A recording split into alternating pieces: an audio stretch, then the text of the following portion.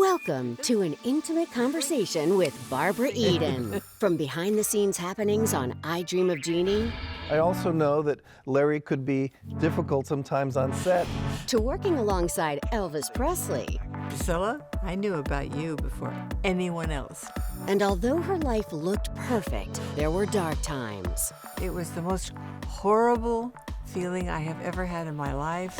Tonight, no topics are off limits. JFK slipped you his number once. Playboy at one point offered you $1 million. Explain yourself kissing Elton John. She relives her truly iconic career. It was one of the happiest times in my life. Her stories shock us He'd come out to the door in his underpants.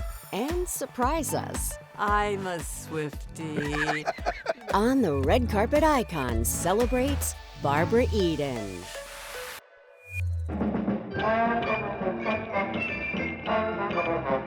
I thought, Barbara, we should start with the Genie days before we move on. And let's just begin with Larry Hagman. So I know that you loved your chemistry together, and that was no secret that you had great chemistry. I also know that Larry could be difficult sometimes on set, and I also know that if you wanted to, he could have gone bye-bye, right? Well, yeah. Yeah, he could have. He could have, but it was just wonderful working with him. And I couldn't bear to see him leave. I mean, he was never a problem for me, you see. If they'd asked the crew, now there would have been a different story probably. But it was a great time. I worked very hard. And also, I had my baby on the show. They allowed me to be pregnant, and they hid it with lots and lots of chiffon. I looked like a walking tent, you know. But it was a wonderful time. Wonderful. There is a signature move that you did on I Dream of Jeannie with your arms folded and the blink, and I want you to tell me how long it took to master that particular movement. Well, now our first director was Gene Nelson, who was also a dancer and a choreographer, and you know, so that was his idea to do that, and it didn't take any time at all. Really? No, you just do this, you blink. The thing, did anything happen? I don't think so. It just seemed like maybe you went with other moves before you came up with that one. No. No? No. I know you say actress first, but you have spent an enormous amount of time on a stage singing. Swim or fly, only please come back to me. And you were in Vegas, and you were in Reno, and you were in Atlantic City, and you had a show, and you were headlining. There must have been great joy in doing something like that for live audiences. Well, it was. But I was a singer to begin with. Right. But no one knew I could sing or that I studied. I studied at the conservatory in San Francisco. And then I sang in high school. I was singing with dance bands around the Bay Area. And I came down to LA. Of course, I was studying theater too, you know, at the same time. The problem for me with Hollywood was that I came down and didn't know anyone. I didn't have any relatives in the business. I had no connections, no friends. And I did have a friend. I stayed with my aunt and uncle in San Marino when I first got here. Didn't know how to drive a car. And then finding a job. The first job I got was in a bank, downtown LA at night. I got it at night so that I could go out on interviews. It looks like there was a time in your career where you were basically on TV almost every week. People kept hiring you for one show after another, after another, after another, for all different kinds of roles, westerns and sitcoms and dramas. It was fun. What was it that, like, did you have to say no a lot at that point? I never said no. No. No, I like to work. I like to work. And it is, you know, it's fun playing Loco or Stella and Harper Valley PTA. Oh, let's face it, this here is just a little pagan place and you're all a bunch of Harper Valley hypocrites. It's fun doing those characters, but it's also fun being on the Andy Griffith Show and playing the manicurist. Some of the married women here in Mayberry are afraid that you're going to steal their husbands away from them. Oh, well, that's silly. I'd never do a thing like that. Oh, I know you wouldn't. I know you wouldn't. Or I Love Lucy. I Love Lucy. That was one of their last shows. My mother told me to pick you. She was lovely to me. She was just the best in the whole world to work with. You were so popular on television that when you would go out in public, you really did wear a red wig? Oh, no. Only when I was with my son. Oh. Because he didn't want to be Genie's kid, quote unquote. And one time we were at Disneyland, and we were in line to go on one of the rides. And the man at the head came, and I had the red wig on. And the guy came down and said, "Barbara, we didn't know you were here. You don't have to stand in line. Come to the front." So we did go to the front, and I looked at Matthew and I said, "You see, it's not so hard being Genie's kid." Oh, gosh. I want to talk about some of the attention you got from men over the years. And I remember in your autobiography, you mentioned that JFK slipped you his number once.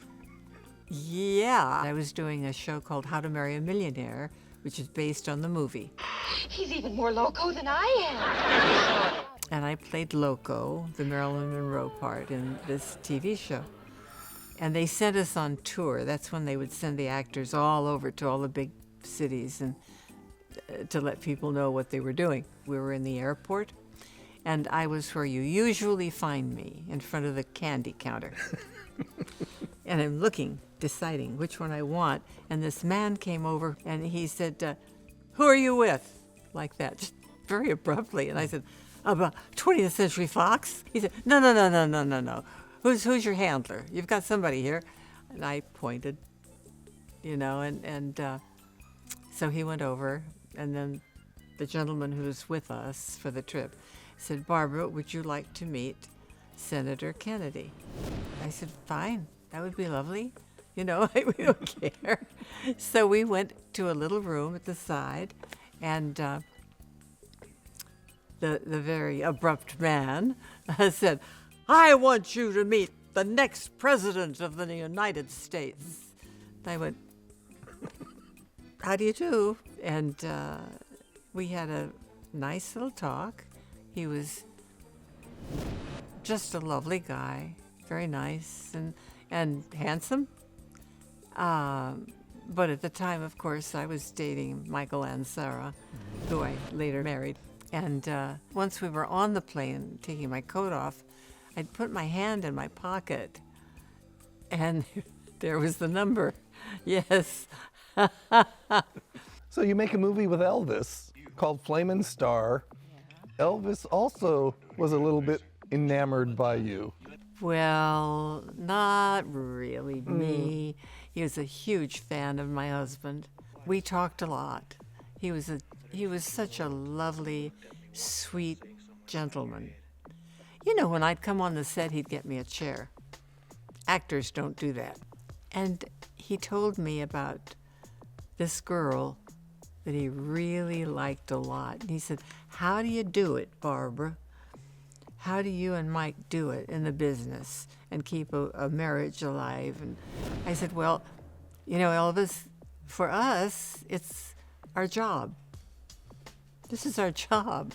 But he did say that, and he said, I'd like to bring her to the States, but I don't know about it, So when I met Priscilla, I said, "Priscilla, I knew about you before anyone else knew about you." And she said, "You did?" I said, "Yeah, he really loved you." Wow.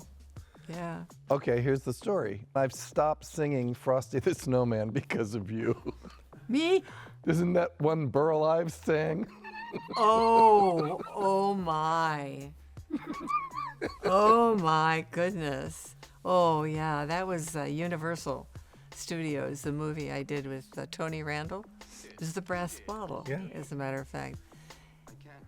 I would go home at night and I would try to avoid his dressing room, Burl's, because he'd come out to the door in his underpants, and it wasn't a pretty sight.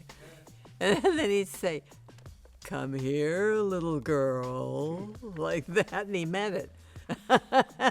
It was just like, oh, okay. And you escaped his clutches. Yeah, well, Oh, I mean, we hear wasn't too those hard. stories. He wasn't dressed, so, you know. Couldn't go very far. Coming up. I'm going to show you some photos now. We had some fun searching the internet. But first, I also want to discuss your brief career as a news reporter. Barbara on the news beat? Oh yeah, it happened.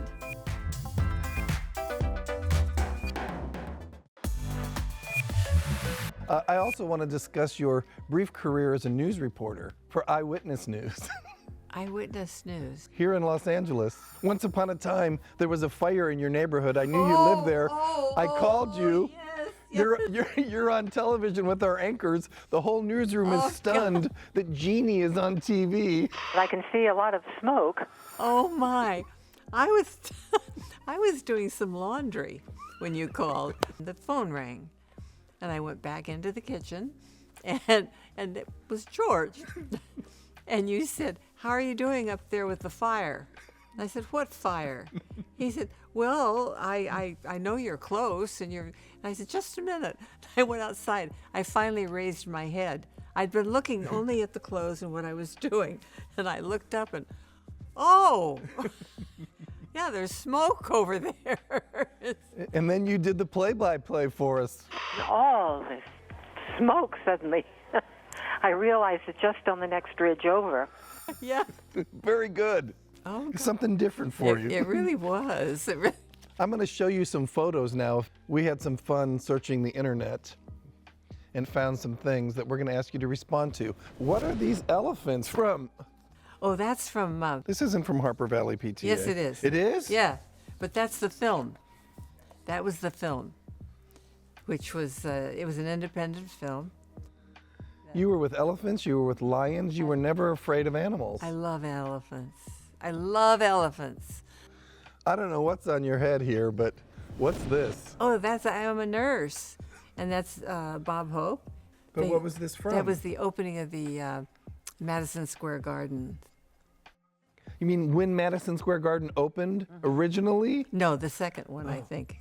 The Wow. second one. Now there's the third one, I know. But So how does this happen? Bob Hope says, would you put on a nurse's uniform and help us out? no, it was a special. He said they talked to the powers that be, my agents and things, and it was a job. Now we're going to the world of color. Explain yourself kissing Elton John. Oh, well, that's Vienna. That's recently. That's pretty recently. It isn't the kiss I should explain. It should explain the costume. It still fits. It was a moment. It was a lovely. I looked at the picture and just figured it was 30 years ago. Oh, thank you. That's a big deal. Yeah, it was, and it was for a very good cause. Playboy at one point offered you $1 million to grace the pages of the magazine. I said no. No. I said no. Yeah. My acting coach used to always tell me, "Barbara, you're too proper. You have to let people know who you are and what you are. You have to be naked in front of the audience. Naked, not literally. Metaphorically, yes, okay. but not literally." Up next, Barbara opens up about heartache in her life. I am so lucky. What's the matter with me? Why? Why am I so sad?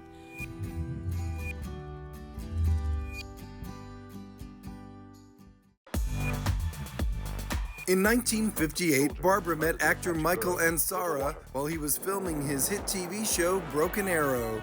The two were married later that year, with Ansara even guesting on I Dream of Jeannie. I am the blue gin. You mean there's more than one of you?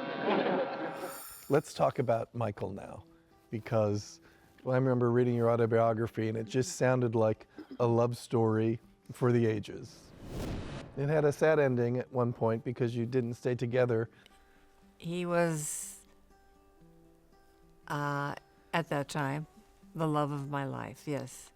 And we had a very, very good marriage. I'll tell you what happened. After Matthew was born, of course, like 4 years later, we decided to have another baby.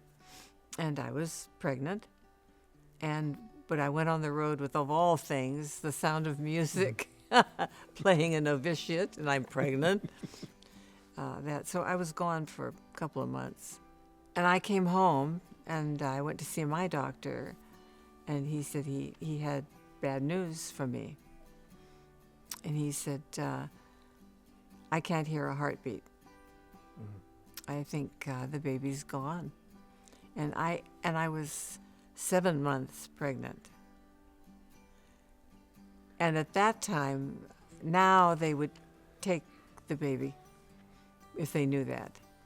At the time, they didn't. So I carried that child, knowing it was not going to survive or hadn't survived. And that really, afterwards, I thought, oh, I'm fine. I'm okay. I'm just fine. And I went back to work, and I remember it was the MGM Grand. I went there and sang. But coming home, I just wanted to get home. I just wanted to get home.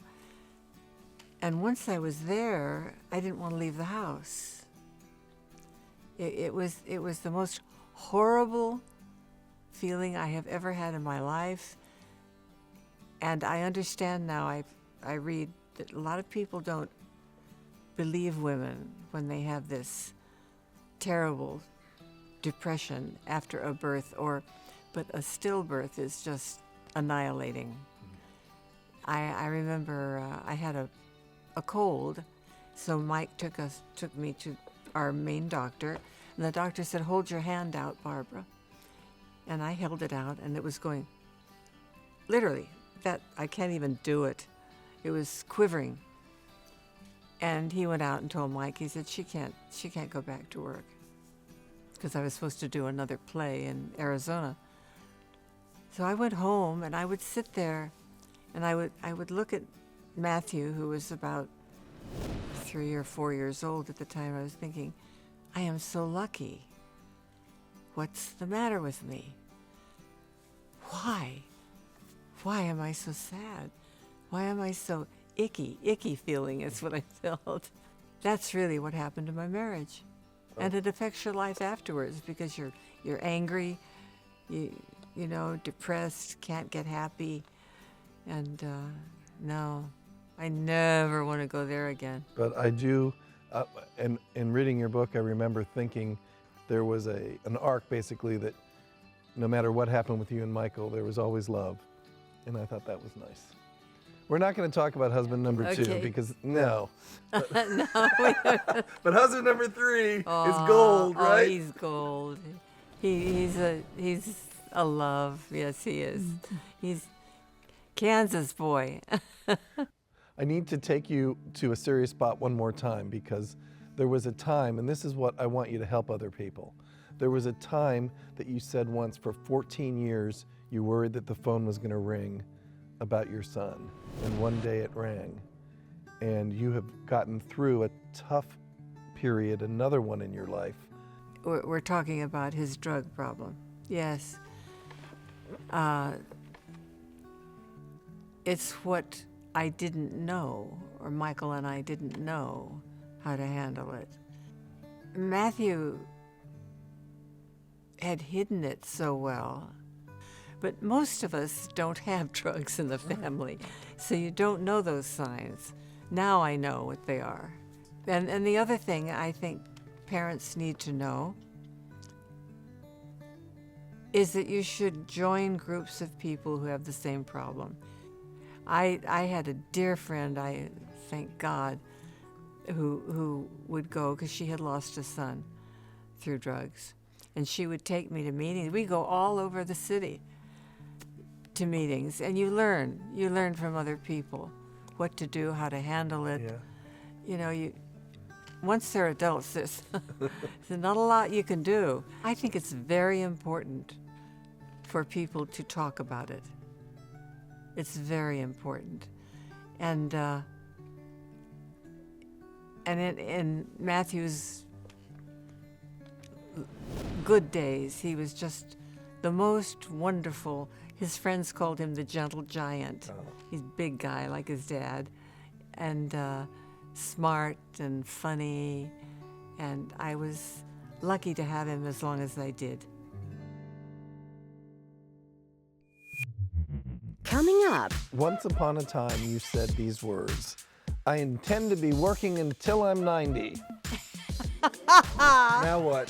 Plus, I'm a Swiftie. You know, I am. And right now, I think she can do anything. have you taken a selfie with a celebrity? We want to see it. Scan this QR code and share it with us. We'll post our favorites on the Red Carpet social pages.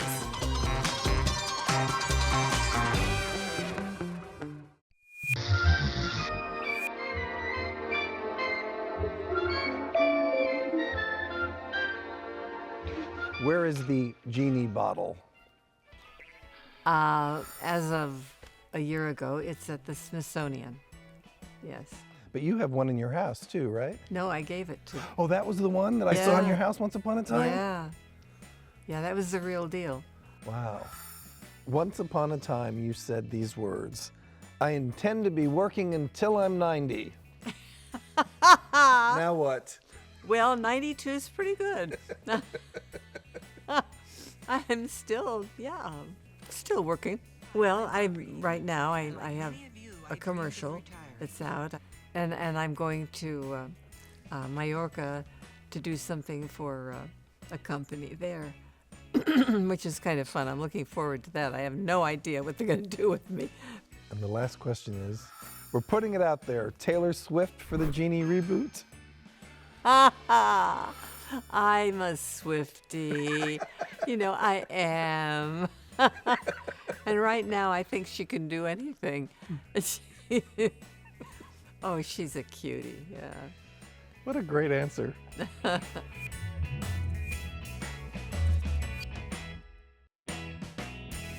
Want more entertainment news? Follow On the Red Carpet on social and subscribe on YouTube.